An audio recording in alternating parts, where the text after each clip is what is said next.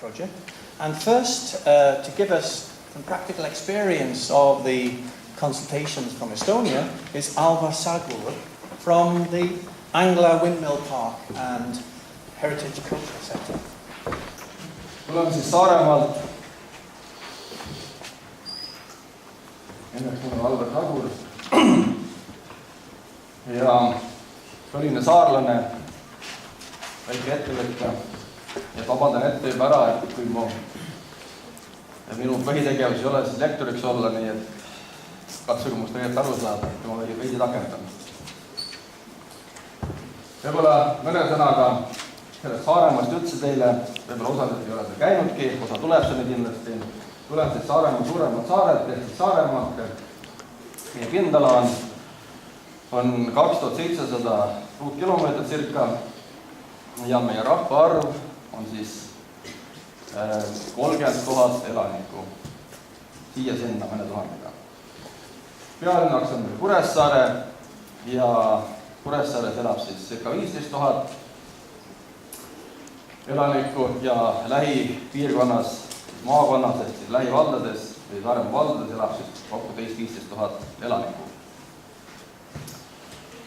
Saaremaa on teada tuntud turismimagnet Eestimaal. Saaremaal on väga tähtsad loodusväärtused peale selle Andmetuulikumäe. On meil veel siis Kaali meteoriidikraater, te olete kindlasti käinud. Ka minu ettevõtte Allat on see meteoriidikraater ja seal juures on vahetusläheduses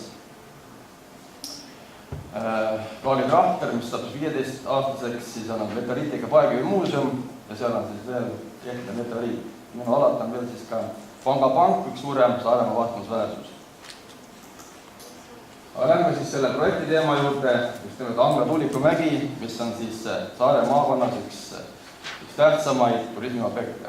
Siin on meie siis tutvustus, või värava tutvustus. Me oleme avatud aastaringselt, ehk siis 7 päeva ja 12 kuud. Me oleme üks vähestest turismiobjektidest Saaremaal, mis on niimoodi avatud. Siin on nüüd näha siis Angla Tuulikumägi, ehk siis restaureeritud tuuleveskid. Siin ees on siis tuuleveskid sai renoveeritud siis EAS-i toel konkurentsivõime tugevusprogrammis 2008. aastal ja 2010. aastal ehitasin siis selle, mis tagaplaanis on praegu selle pärandkultuurikeskuse. Angla Tuulikumäed on igas valguses, igas aastal hästi vaadeldavad, hästi huvitavad, nii et tulge ja saate ise seda kõige kaela. Siin on Angla Tuulikumäe panorampildi. Anglas on meil veel loomad, seal on kitsed, sokud, lambad, siin on pardid, meil on seal igasugune miniloomad. Angla tuulikud siis talvisel perioodil. Ja siin on siis see, kuidas me tuleveskid renoveerisime. See EAS-i toel muidugi, see on siis ainuke tuuleveski Saare maakonnas, mis jahvatab tuulejõul jahu. Ülejäänud Saare maakonna puhtuulikud on kahjuks või on see õnneks pandud, kas siis kes selle mingi otstarve leidnud on. Jookseb päris kinni või võtab lihtsalt laguneda. Siin on selle avamine, selle esimene viljetuuliku avamine, siis see viljetuulik sai sellel aastal 100 aastaseks, sest meie tuulikud on 100 vanused. Ja teile viimane, kolmanda tuuleveski, mida me renoveerisime, ja see on siis selle ehituspildid kolmanda tuuleveskis on läbi 4 korrusid meil vastavad näitused. Seal on siis Möldripere, muidugi on tehtud lukkudesse, päris Möldripere elab praegu. See on siis pärandkultuurikeskus. Pärandkultuurikeskuse mõte ja selle ehituse mõte oli üldse see, et Saaremaal puudus selline teema, et tuleb turist ja saab oma käed, nagu öeldakse, ära määrida, ehk rohkem aega mitte.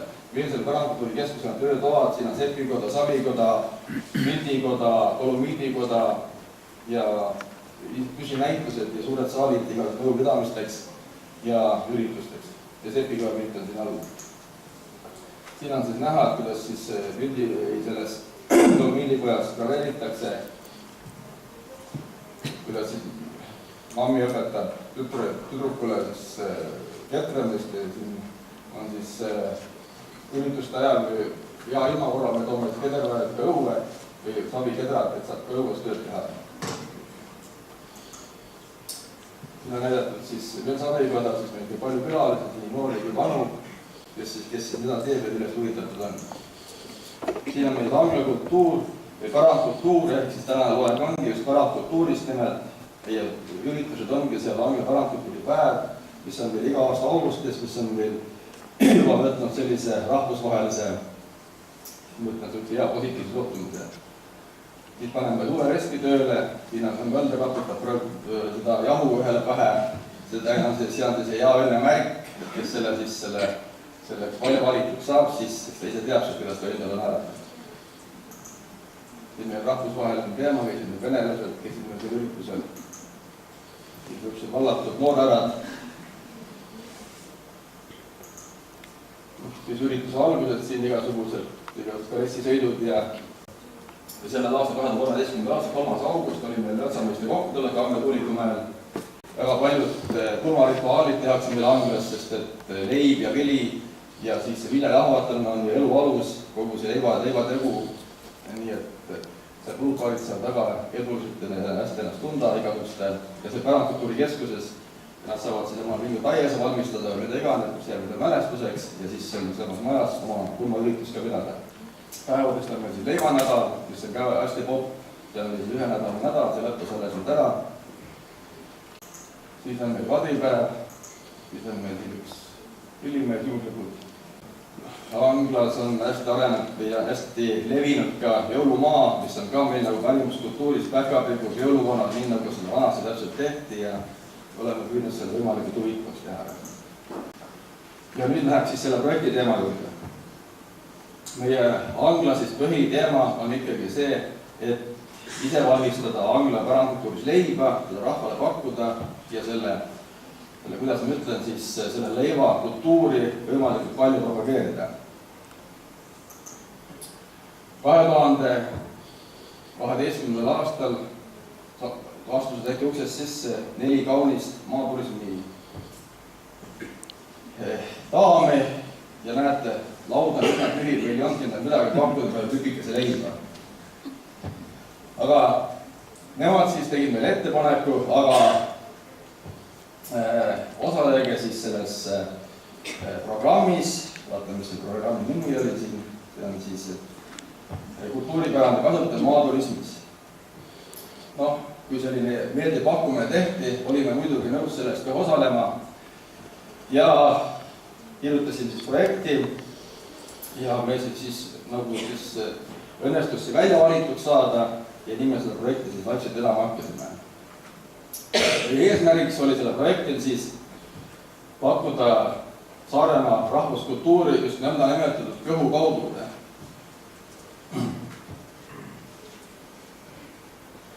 See kõhu kaudu te saate mõttest aru, et inimene alguses ju sööb silmadega ja pärast ta peab selle hea ka maitse elamuse saama. Ja just teine, mis veel tähtis oli, et leivakohtus küpsetada leiba ja võimalikult palju seda rahvuslikku toitu siis leiva kõrvast seda inimesele pakkuda. Ja meil õnnestus saada siis selline tõsine ja väga, kuidas ma ütlen, range kui väga sõbralik mees Dmitri Demjanov, ja olete kindlasti palju kuulnud. Mina kohtusin temaga esimest korda selle Angla üritusel või Angla selle projektil ja ütleks, et me õppisime sealt kõik väga palju.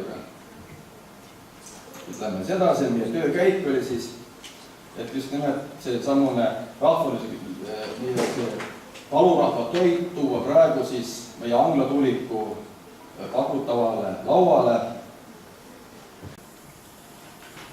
Ja kuidas ma ütlen siis veel, et seda toitu nüüd hästi, nagu ma ütlesin, inimene sööb alguses silmadega, peavad olema toidunõud olema väga professionaalselt, nagu öeldakse, serveeritud või professionaalsed olema. Ja meie Angla siis savikojas savimeister valmistaski ise need toidunõud. Pärast slaidi peal tuleb paar pilti sellest. Ja meie lõpptulemas eesmärk oli siis valmis meil uus menüü, mis oli väga selge, kuidas ma ütlen, keskmine koht on ikkagi leib. sellest leivast siis kõikvõimalikud asjad, isegi magustoidust leivast, leivavahud ja mida iganes.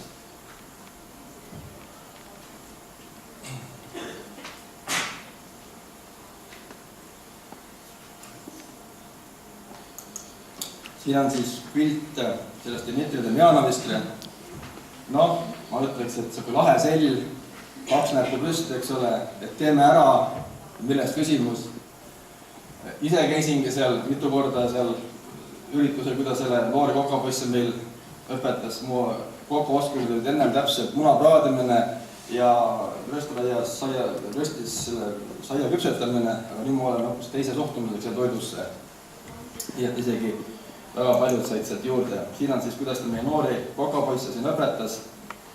Dmitri Demjanov käe all nagu õppimas. Dmitri Demjanov ütles selle kohta noormehele, et aga pea meeles, et sina oled oma köökides alati peakokk, sest sul on väike köök ja mis on kokal kõige tähtsam, sul peab olema puhas tooraine, siis sul maitseb toit alati originaalselt. Siin on siis meie kokapoik kõik rivis, menüü, seal tulikume menüükaan. Siin on siis see menüü, kui te jõuate mõne külgu peale, lisate siis keskkoht ongi siis leib, siis on siin igas leivavahud ja muidugi me ei saa ära unustada ka see leivakõrvast alati, mis on Saaremaal omanik, on siis räim, lest ja kõik võimalikud soolatud erinevad kalaliigid. Näete, sinna ornamendiks on siis nende toidunõude peal just simet pihlakas, ühed levinuvad puuliigid, siis need tähendavad siis saarlase sitkust ja saarlase jonnakust. Ja me panime motiivid ka siis kannude peale. Ja peale selle Demjanovi külastkäigu, peale selle projekti me julgesime ka panna sellise plakat juba välja tehi sööma, sest meil on mida pakkuda ja ma usun, et meie see menüü, mis ta meile aitas teha, see on ikka päris originaalselt välja tulnud. Meil käib ka siis väga palju selliseid prominente seal külas, siin on proua Evelin, teeb siis meie leivakest, mis siia leivaahju kohe läheb. Siin on siis varamemmed, teevad siin, meenutavad seda nooruspõlve aega, lapsed maitsevad, siis näete, isegi vanadele maitseb väga meie valmistatud leib. Siin on meil igasugused üritused, pulmad, mida iganes, suured rahvakogunemised ja ma loodan, et järgmine konverents toimub siis maaturismi kindlasti Angla Tuulikumäel, selles saalis. Siin on näha igas pulmad ja pulma. Lõpuks on siis Angla Tuulikuma leib on niivõrd maitsev, et isegi Iiri viitsis, et isegi välja minna, teeb seal väikse tudu ära ja jätkab oma söömisega. Tänan siis tähelepanu.